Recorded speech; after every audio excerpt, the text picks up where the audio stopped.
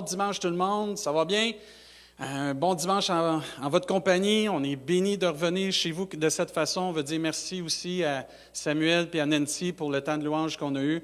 Comme vous avez pu voir, on a pu adapter la louange et on va pouvoir avoir de la louange, Dieu voulant, à toutes les semaines de cette façon-là. Merci aussi à toute l'équipe de louange, à tous ceux qui ont été demandés, qui ont accepté de pouvoir préenregistrer des temps de louange pour qu'on puisse avoir des dimanches plus comme on était habitué, avec de la louange le dimanche matin, puis ensuite la prédication. Ça veut dire que merci Seigneur pour toute notre équipe de louange qui s'implique. Puis sans plus tarder, on va aller dans la parole de Dieu. Ça veut dire qu'on va aller dans Philippiens chapitre 4. Si vous avez vos Bibles, juste de tourner dans Philippiens chapitre 4. Content de vous avoir ce dimanche. Ceux qui ne me connaissent pas, mon nom c'est le pasteur David Chassé. Je suis le pasteur au Carrefour du Plein Évangile de Rimouski. Je dis salut à tous les membres. Là. Je suis content de vous voir. Là. J'ai hâte de vous serrer dans mes bras ou de faire un high five, là, comme on était habitué à l'église. Là. Mais pour l'instant, on y va toujours de cette façon. Et cette semaine, on veut prêcher sur « J'apprends encore ». Et je crois que dans les temps qu'on vit présentement, on a des choses à apprendre. Et je crois que Dieu veut utiliser les temps, les circonstances qu'on vit présentement pour nous apprendre des choses. Entre autres, on va voir ici dans Philippiens chapitre 4, on va aller au verset 10 pour commencer, comment Dieu parle au travers de son serviteur, l'apôtre Paul, pour nous enseigner qu'on doit apprendre des choses. Et les circonstances dans lesquelles on vit présentement doivent nous enseigner quelque chose et on doit être attentif à ce que Dieu veut nous dire. Et quand on lit dans le chapitre 4, verset 10, ça dit « J'ai éprouvé une grande joie dans le Seigneur de ce que vous avez pu enfin renouveler l'expression de vos sentiments pour moi.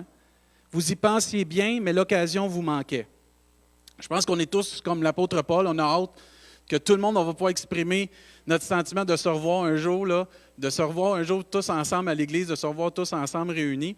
Et là, ici au verset 11, il dit « Ce n'est pas en vue de mes besoins que je dis cela, car j'ai appris à être content dans l'état où je me trouve. » Au verset 12, « Je sais vivre dans l'humiliation et je sais vivre dans l'abondance.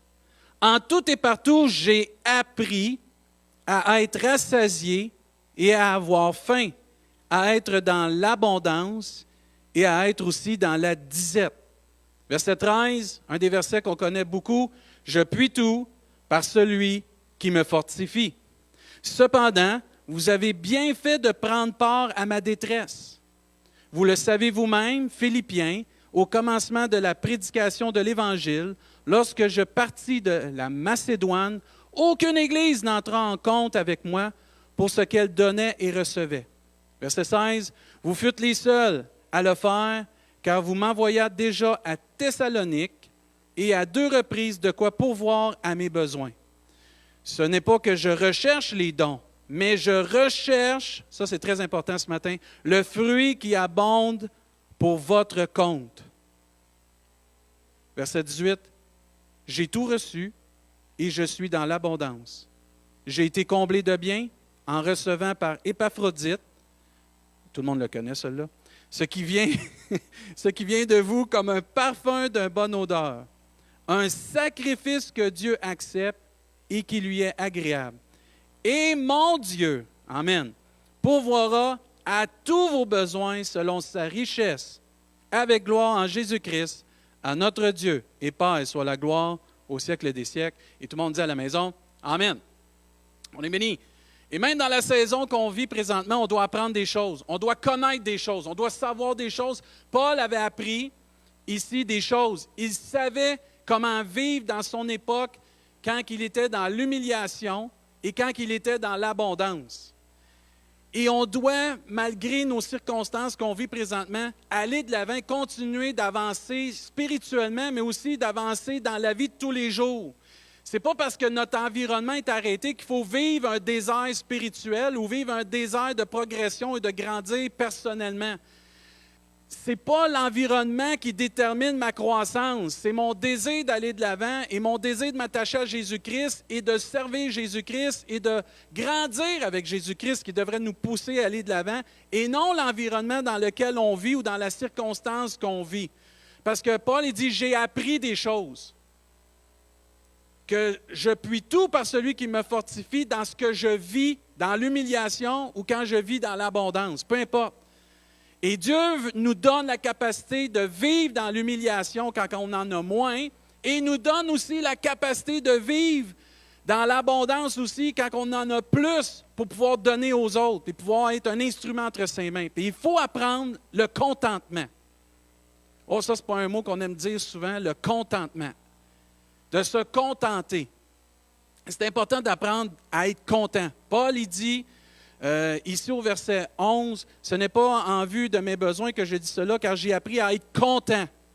J'ai appris à être content dans l'état où je me trouve. » Peu importe dans l'état où on se trouve présentement, dans l'humiliation, dans l'abondance, Dieu dit qu'il faut qu'on trouve le moyen d'être content. Et c'est Dieu qui nous donne cette capacité-là d'être content, de vivre dans le contentement, d'être satisfait avec ce qu'on a et dans l'état où on se trouve. Il y a juste Dieu qui peut faire ça. Bien, vous remarquez, dans le mot contentement, il y a le mot content. C'est hot, ça? Et le mot contentement veut dire, entre autres, être satisfait, peu importe. Être satisfait. C'est un état de joie qui éprouve une personne, c'est un état de satisfaction, le contentement. Peu importe dans l'état où je suis, il y a un état de contentement, de satisfaction.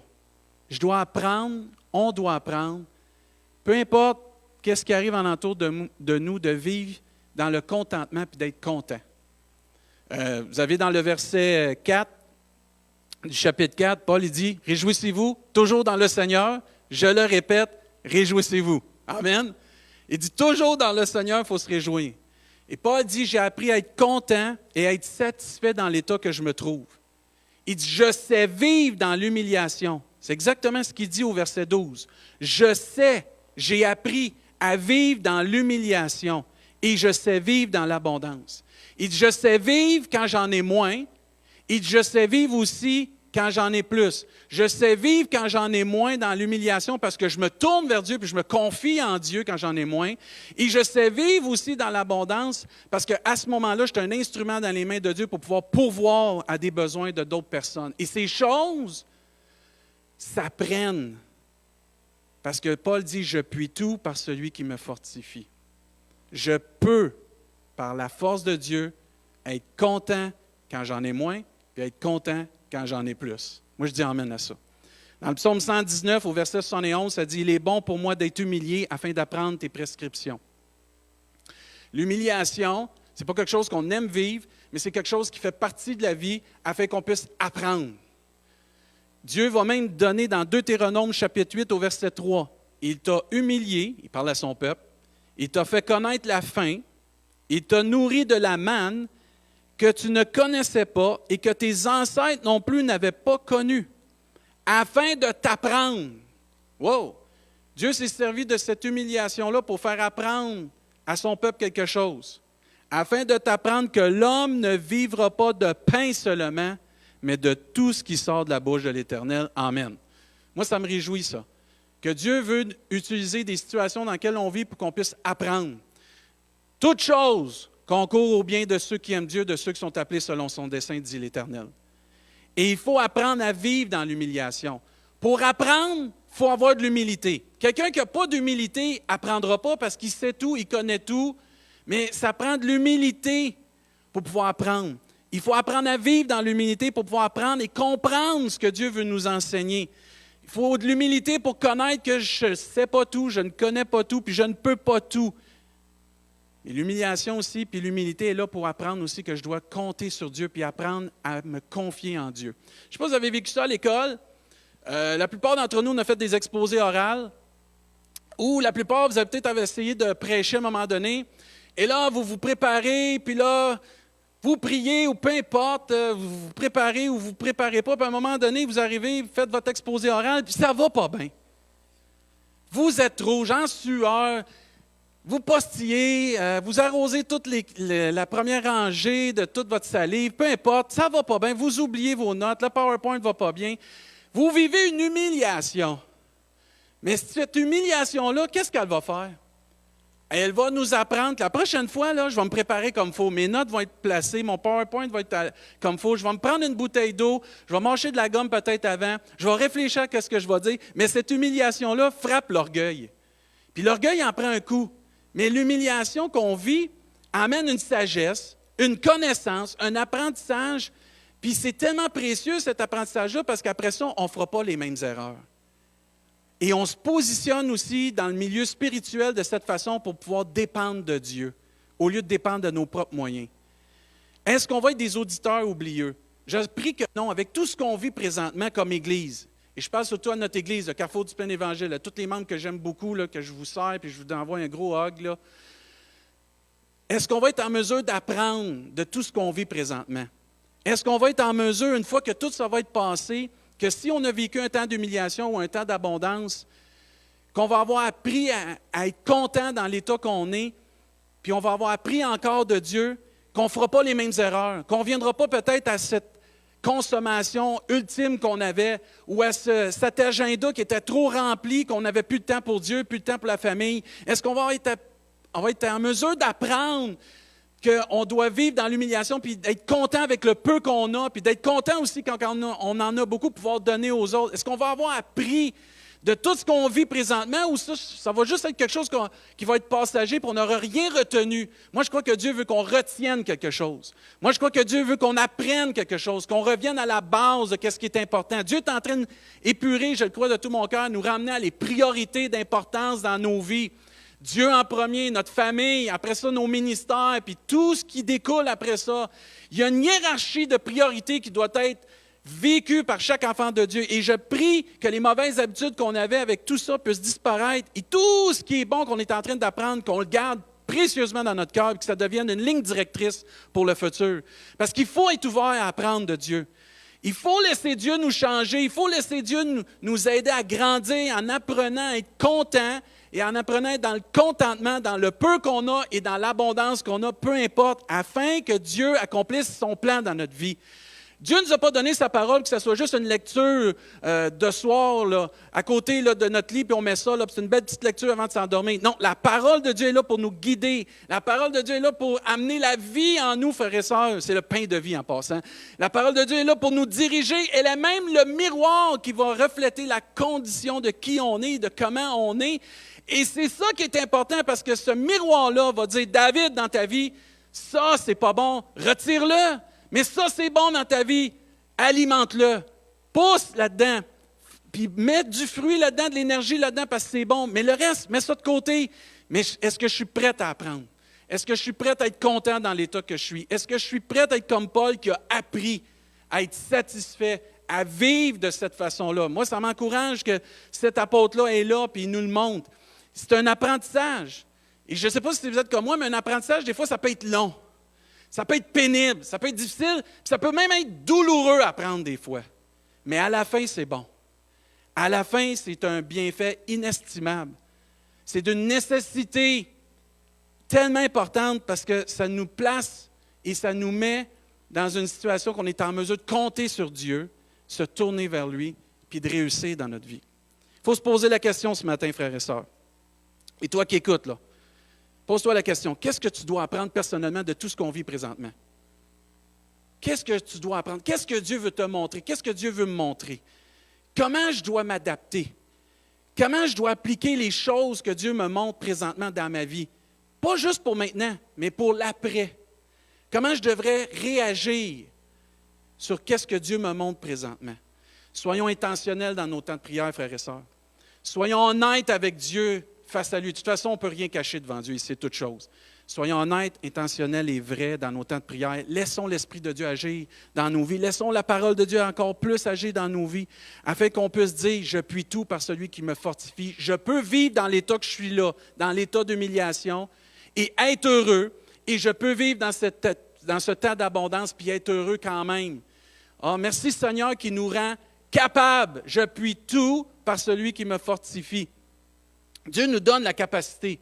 Moi, je rends grâce à Dieu parce qu'il nous donne le vouloir et le faire. La capacité d'être content, de vivre dans le contentement. Amen. pas dans la surconsommation, mais dans le contentement. Je suis content dans l'état que je suis. Amen. Je suis content dans mon mariage. Gloire à Dieu. Ma femme a dit sûrement gloire à Dieu à la maison. Je suis content de l'Église dans laquelle je suis parce que Dieu me bénit. Je suis content de pouvoir travailler à la maison. Je suis content d'être une mère au foyer. Je suis content de mes enfants. Je suis content, peu importe, je suis content de qu'est-ce que Dieu me donne. Je peux être content parce que Dieu nous donne la force. Je peux être satisfait dans l'état que je vis. Et c'est ça qui fait la différence. Quand un chrétien, peu importe qu'il vit l'humiliation, il vit l'abondance, a ses yeux sur le Seigneur puis il est satisfait, parce que c'est ça le contentement, il y a une satisfaction, il démontre que ce n'est pas les biens de ce monde, il démontre que ce n'est pas son environnement qui le rend heureux, c'est sa relation avec Dieu, puis il est reconnaissant de toute chose que Dieu lui donne. Et c'est ça que Dieu veut atteindre. Et c'est ça que Dieu veut nous enseigner ce matin. On a encore des choses à apprendre, à être heureux puis à être content dans l'état qu'on vit parce qu'on est capable d'être heureux. Tu dis, Pasteur David, c'est impossible que je sois heureux dans cet état-là. Oui, c'est possible.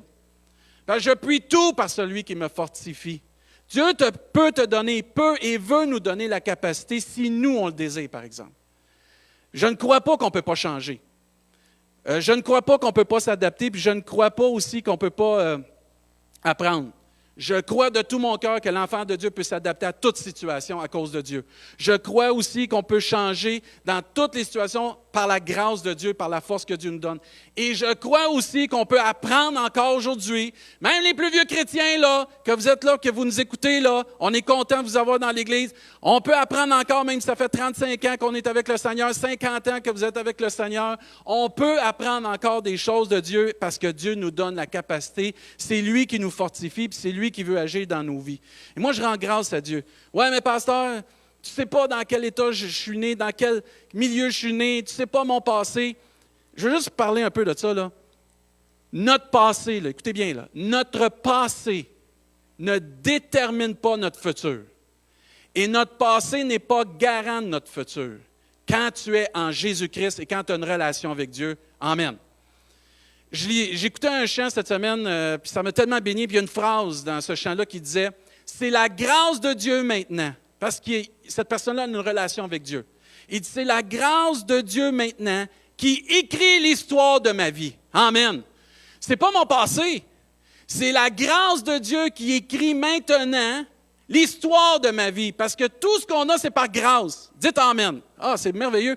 Tout ce qu'on a, c'est par grâce. Et il disait que la grâce de Dieu peut réécrire ta vie si tu le désires. Amen. Et si tu es quelqu'un qui ne connaît pas encore Jésus-Christ comme ton sauveur ou que tu n'as pas encore donné ta vie ou mis ta confiance en Dieu, si tu désires que la grâce de Dieu réécrive ta vie, puis que ton passé ne vienne plus te hanter, puis ne vienne plus venir toucher ton futur et ton présent, mets ta confiance en Dieu. Accepte la grâce de Dieu pour ta vie. Parce que la grâce de Dieu va changer ta vie. La grâce de Dieu va réécrire ta vie. Parce que la grâce de Dieu, c'est l'amour de Dieu, c'est quelque chose qu'on ne mérite pas, mais c'est quelque chose de tellement extraordinaire. Tu as juste à mettre ta confiance en Dieu ce matin. Et la parole de Dieu nous enseigne qu'on est capable de vivre ce qu'on vit parce que Dieu nous donne la force, mais aussi parce qu'on a un cœur nouveau. Dieu change nos cœurs. Dieu renouvelle nos pensées, ça nous dit. Dieu change nos pensées. Même la Bible nous dit quand on est en Jésus-Christ, puis qu'on vient à Jésus-Christ, on est une nouvelle créature. Les choses anciennes sont quoi? Dites-le à la maison. Passées. Ils sont devenues quoi? Nouvelles. Amen. C'est fini. C'est nouveau en Jésus-Christ. Gloire à Dieu. Et Dieu guérit nos cœurs, Dieu guérit nos âmes, ça nous dit même qu'il restaure nos âmes. C'est-à-dire, dans l'état où je suis présentement, comme enfant de Dieu, malgré tout ce qu'on vit présentement, tout ce qu'on entend là, je peux être content par celui qui me fortifie. Je peux vivre le contentement par celui qui me fortifie ce matin. Je peux l'apprendre. Et je trouve qu'on diminue Dieu, qu'on diminue la capacité de Dieu. Quand on dit « Ah, mon passé, il va venir toucher mon futur, mon passé est encore là », ou on dit « Ah, je ne suis pas capable, on vit… » Non, Dieu est au-dessus de toute chose. Amen. Dieu est grand. Dieu est tout-puissant. Si Dieu est grand pour vous et tout-puissant, dites « Amen » à la maison. Excellent. Gloire à Dieu. Ça veut dire que Dieu est capable de faire ça, mais on diminue Dieu dans sa capacité de changer les temps et les circonstances. Dieu est capable de changer nos cœurs, puis Dieu est capable de changer les temps et les circonstances de façon qu'on va apprendre. Toute personne qui vient à Jésus-Christ, toute personne qui vient à Dieu avec un cœur sincère, pour apprendre, pour être changé, Dieu va leur donner la capacité d'apprendre, la capacité de changer. et ils vont recevoir la capacité de s'adapter, peu importe la situation, parce que Dieu est tout-puissant pour le faire. La parole de Dieu nous montre plein d'exemples de personnes qui étaient des voleurs, des meurtriers, des gens colériques. Ça nous dit aussi des menteurs, des infidèles, des amoureux de l'argent, des religieux, des idolâtres qui sont devenus par la grâce de Dieu, pas par l'Église, là, par la grâce de Dieu, pas par la main d'un homme, mais par la grâce de Dieu, par la seule transformation que Dieu peut faire dans un cœur, des personnes nouvelles, des personnes saines d'esprit, des personnes avec de l'amour pour eux, puis ensuite de l'amour pour les autres. Parce que tu ne peux pas aimer les autres si tu ne t'aimes pas.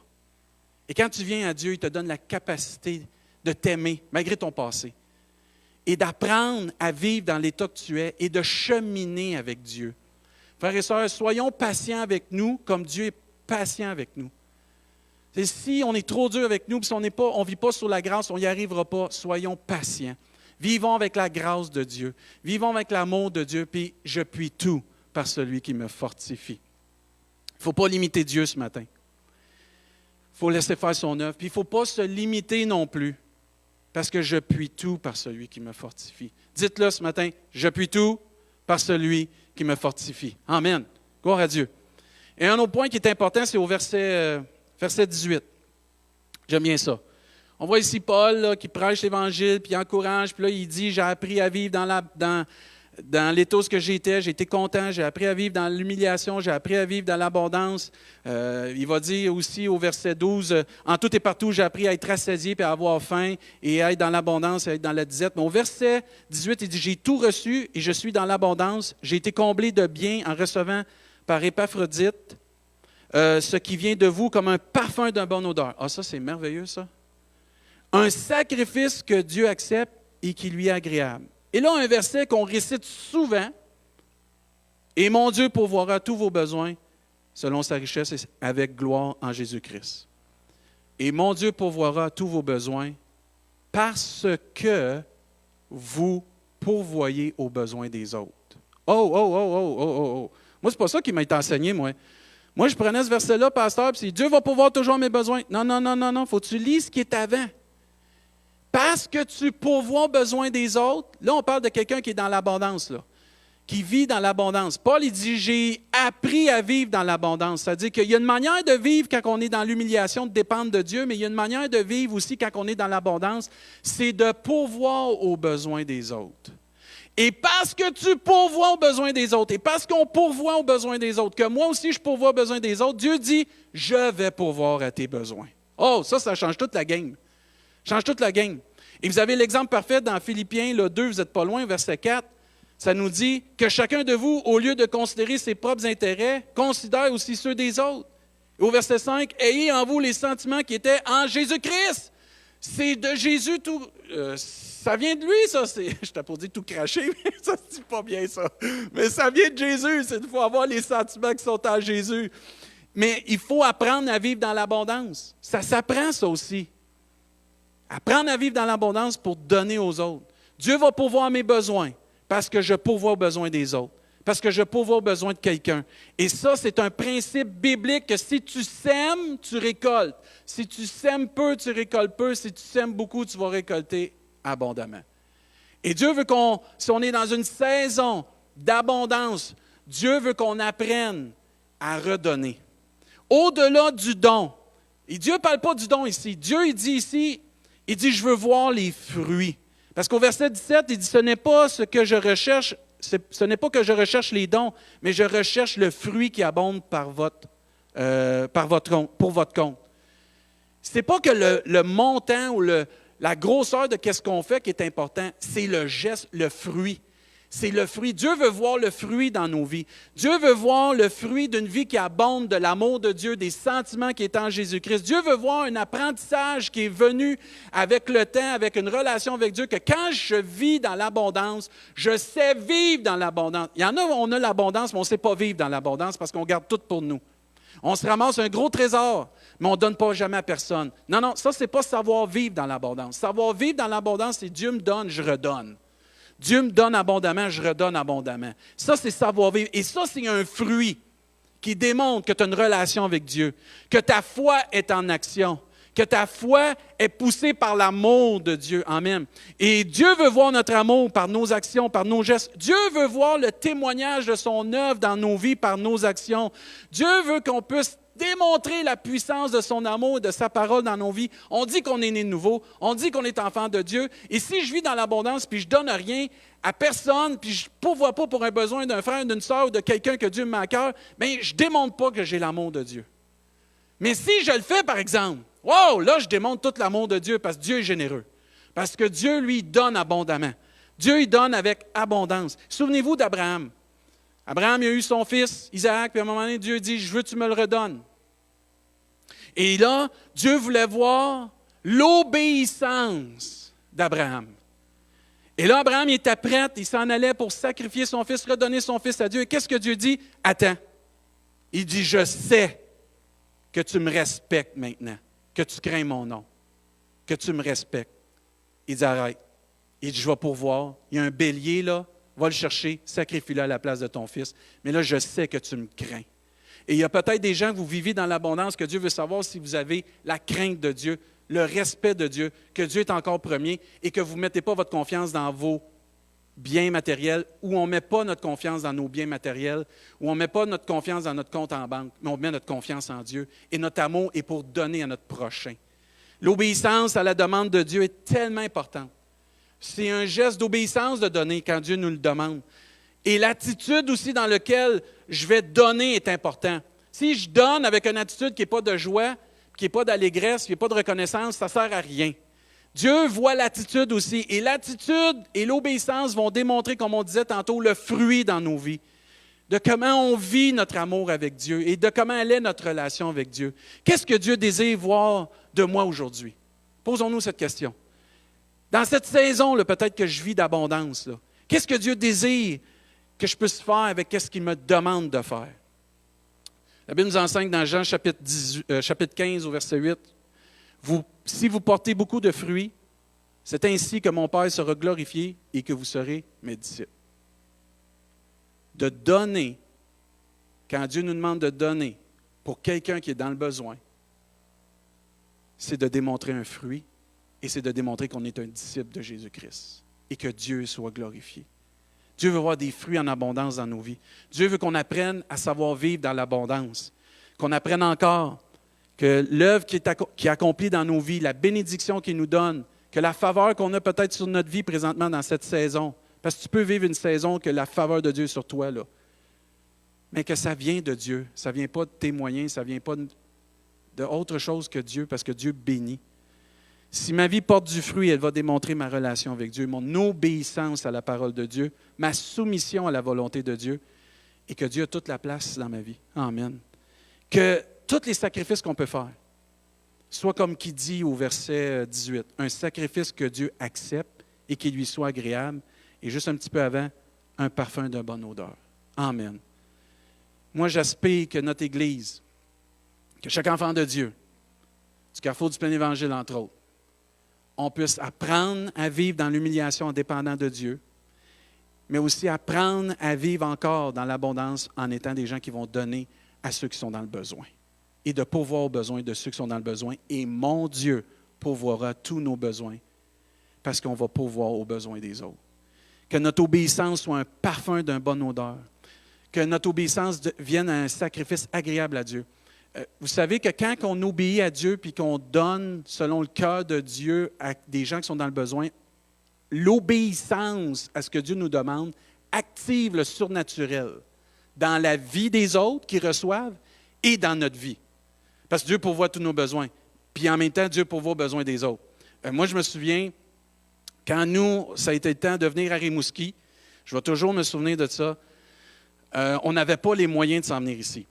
Peu importe, on n'avait pas les moyens. Puis à ce moment-là, on était vraiment dans la prière. Puis je me souviens que Dieu, il y a une chose qui est vraiment venue dans mon temps de prière cette semaine que je dois dire, puis que c'est venu très fort.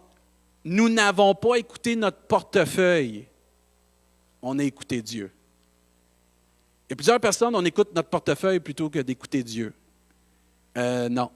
Nous, on n'a pas écouté notre portefeuille à ce moment-là, parce que si on avait écouté notre portefeuille, on serait resté à Saint-Hyacinthe. C'était pas mal plus avantageux financièrement de rester à Saint-Hyacinthe.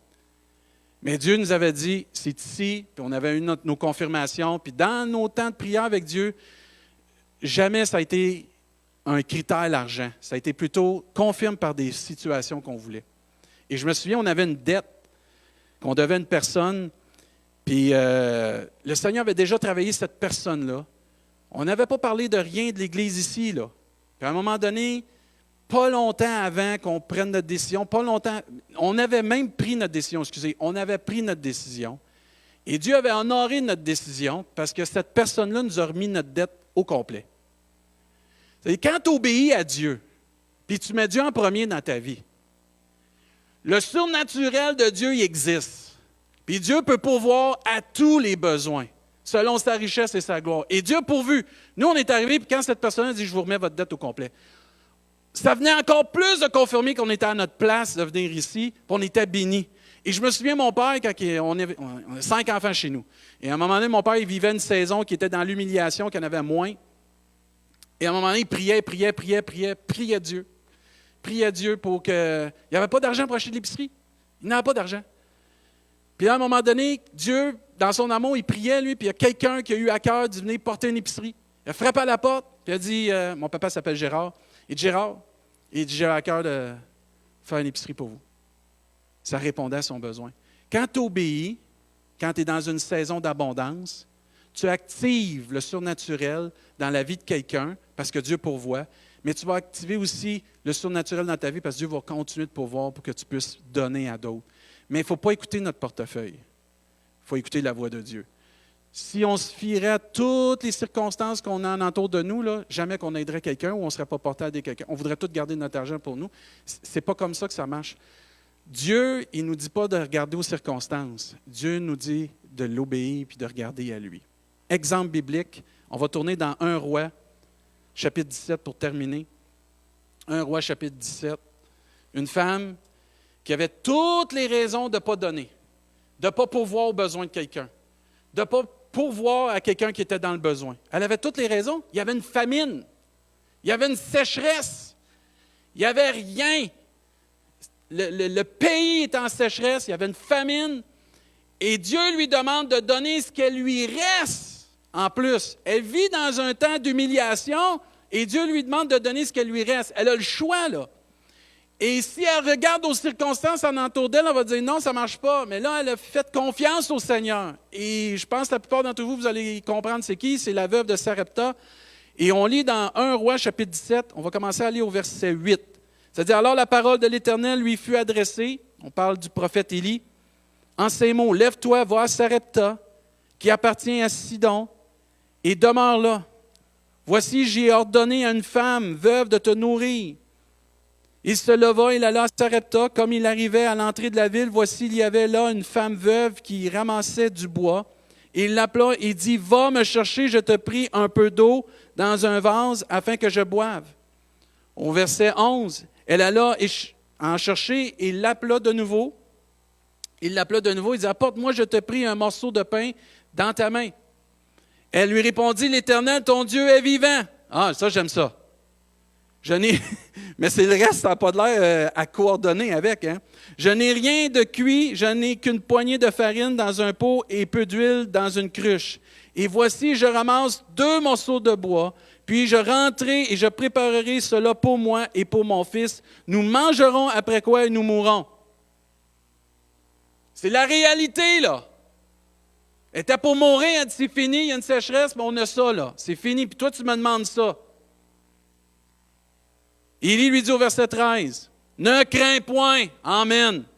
Ne crains point, rentre, fais comme tu as dit. Seulement prépare-moi d'abord avec cela un petit gâteau, et tu me l'apporteras, et tu en feras ensuite pour toi et pour ton fils. » Amen. Car ainsi parle l'Éternel. Ah, ça, j'aime ça.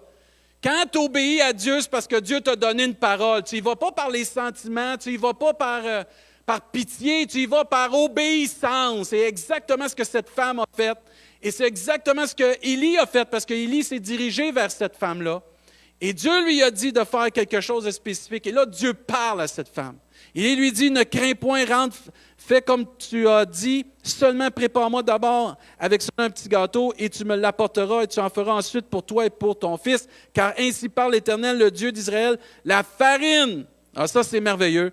Ça, c'est le surnaturel quand on obéit à Dieu. Si vous croyez au surnaturel de Dieu, dites Amen. Moi, je crois à ça, Amen. Il dit, car ainsi parle l'Éternel, le Dieu d'Israël, la farine qui est dans le pot ne manquera point. Et toutes les mamans disent Amen, c'est merveilleux ça. Et l'huile qui est dans la cruche ne diminuera point jusqu'au jour où l'Éternel fera tomber de la pluie sur la face du sol. Amen. Elle alla. Et elle fit selon la parole d'Élie qui avait prononcé une parole du Seigneur. Et pendant longtemps, elle eut de quoi manger. Amen. Souvenez le verset, fais de l'Éternel tes délices, il va te donner ce que ton cœur désire. Mets en lui ta confiance et il agira. Cherchez premièrement le royaume et la justice de Dieu et toutes ces choses vous seront données en surplus. Elle alla au verset 15, elle fit selon la parole d'Élie pendant longtemps, elle eut de quoi manger. Elle et sa famille, aussi bien qu'Élie. La farine qui était dans le pot ne manqua point, et l'huile qui était dans la cruche ne diminua point, selon la parole que l'Éternel avait prononcée par Élie. Dites Amen. Ah, c'est merveilleux. Gloire à Dieu pour cette promesse que Dieu va pourvoir à nos besoins parce que nous, on pourvoit aux besoins de quelqu'un. Parce que nous, on obéit. Soyons vraiment des personnes qui croient en Dieu, qui croient en ses promesses, qui apprennent, frères et sœurs, à vivre dans l'humiliation et qui apprennent à vivre dans l'abondance. Hébreux 13, au verset 5, nous dit que votre conduite ne soit pas guidée par l'amour de l'argent. Toi, là, qui écoutes cette prédication, tu as une décision importante à prendre dans ta vie, là, que l'amour de l'argent ne guide jamais tes décisions. Mais que l'amour pour Dieu guide tes décisions, guide nos décisions. Parce que Dieu dit que votre conduite ne soit pas guidée par l'amour de l'argent. Contentez-vous de ce que vous avez. Soyez satisfaits de ce que vous avez. En effet, Dieu lui-même a dit, « Je ne te délaisserai pas et je ne t'abandonnerai pas. » Amen. Et là, au verset 6 de Hébreux 13, il dit, « C'est donc avec assurance que nous pouvons dire, « Le Seigneur est mon secours, je n'aurai peur de rien. Que peut me faire un homme? » Amen. En terminant, soyons des vies qui apportent une bonne odeur à Dieu et les gens autour de nous. Apprenons encore à vivre dans l'humiliation, à dépendre de Dieu. Apprenons à vivre dans l'abondance pour donner aux autres. Parce que Dieu va pourvoir nos besoins selon sa richesse et sa gloire en Jésus-Christ. Et à notre Dieu soit la gloire. À notre Père soit la gloire au siècle des siècles. Et tout le monde dit Amen. On peut tout par celui qui nous fortifie, frères et sœurs. Que Dieu puisse nous aider. Amen. C'était l'exhortation de ce matin, cette semaine. Je suis vraiment béni. On va prier, frères et sœurs, puis ensuite, j'ai quelques nouvelles importantes à vous partager. On va prier ensemble que Dieu nous aide à apprendre, à être contents, satisfaits, mais aussi d'être des gens qui dépendent de Dieu et des gens qui sont prêts à donner pour Dieu, à donner pour notre voisin, à donner pour notre prochain. C'est ça que Dieu nous appelle à démontrer son amour. Amen. Prions ensemble. Seigneur Dieu, merci pour ta parole qui est la vérité. Merci de nous rappeler que tu es un Dieu qui agit dans le surnaturel. Lorsque la pensée arrête de comprendre, toi tu viens parce que tu es le Dieu tout-puissant. Tu n'as pas de limite à ta puissance, tu n'as pas de limite à comment tu veux pourvoir, tu n'as pas de limite à la façon que tu peux donner, tu peux agir dans nos vies. Et on ne veut pas te limiter, puis on ne veut pas se limiter. Mais apprends-nous à vivre dans l'humiliation quand on en a moins. Apprends-nous d'être contents dans l'état où nous sommes, puis de compter les bienfaits que tu fais dans nos vies. Aide-nous à vraiment, Seigneur Dieu, apprécier ce que tu nous donnes, parce que tout ce que nous avons, c'est par grâce. Et à se tourner vers toi pour que le surnaturel vienne faire son œuvre dans nos vies, que tu viennes agir dans nos vies. Et apprends-nous aussi à vivre dans l'abondance en étant des personnes qui donnent à notre prochain, qui ne gardent pas pour nous-mêmes, mais qui donnent, qui pourvoient à d'autres, parce que tu as promis de pourvoir à tous nos besoins si on pourvoit aux besoins des autres. Tu as promis une récolte si on sème. Tu as promis aussi, Seigneur Dieu, de nous aider à être capables de vivre dans peu importe la situation parce que nous pouvons tout par toi qui nous fortifie. Bénis tous ceux qui ont des décisions importantes à prendre prochainement. Que ça ne soit pas fait avec l'écoute du portefeuille ou l'écoute de l'amour de l'argent, mais que ça soit fait avec une écoute de ta parole. Qu'on ne puisse pas prendre des décisions par émotion, mais par conviction de ta parole, par une parole qui a été révélée dans nos cœurs par toi, Seigneur Dieu, confirmée dans nos vies par toi, Seigneur Dieu. Aide-nous à être ces instruments entre tes mains, afin qu'on soit un parfum d'une bonne odeur autour de nous, afin que nos gestes témoignent de la transformation qu'on a dans notre vie grâce à ton amour et grâce à ta grâce sur la croix du Calvaire. Merci de nous apprendre à vivre ici-bas et à savoir comment vivre dans l'humiliation et l'abondance. Au nom de Jésus, on te prie, Père. Amen. Amen. Gloire à Dieu. En terminant, frères et sœurs, je veux juste prendre quelques temps pour vous dire que on a commencé un groupe qui s'appelle le groupe Connexion. C'est un nouveau service qu'on va donner à l'Église. Il y a 10 personnes qui ont été mandatées par l'Église pour communiquer avec vous. Ça veut dire qu'on a séparé les noms de tous ceux qui viennent à l'Église avec 10 personnes. Puis à partir de cette semaine, ils vont communiquer avec vous pour prendre de vos nouvelles puis de prier avec vous si vous le désirez. Ça va se faire par téléphone, ça va se faire par texto, par Messenger, peu importe. Mais il y a une personne qui va communiquer avec vous au nom de l'Église. Elle a été mandatée, désignée pour prier avec vous, de prendre des nouvelles parce qu'on veut rester connecté. C'est pour ça qu'on a appelé ça le groupe Connexion. Moi, je suis en charge de ce groupe-là avec Joanne Letourneau. Ça veut dire qu'on a créé ce groupe-là avec l'accord du comité de l'Église pour pouvoir garder contact avec vous, mais surtout prier avec vous, afin qu'on puisse continuer de grandir dans notre foi, dans notre vie d'Église, le mieux possible, dans la façon qu'on est présentement. Et on va s'ajuster, mais ne soyez pas surpris s'il y a quelqu'un qui communique avec vous. Peut-être vous la connaissez, peut-être vous ne la connaissez pas, ce n'est pas grave, vous allez apprendre à vous connaître. Mais le but, c'est vraiment de prendre des nouvelles, puis de voir comment vous allez, puis de prier avec vous. Amen.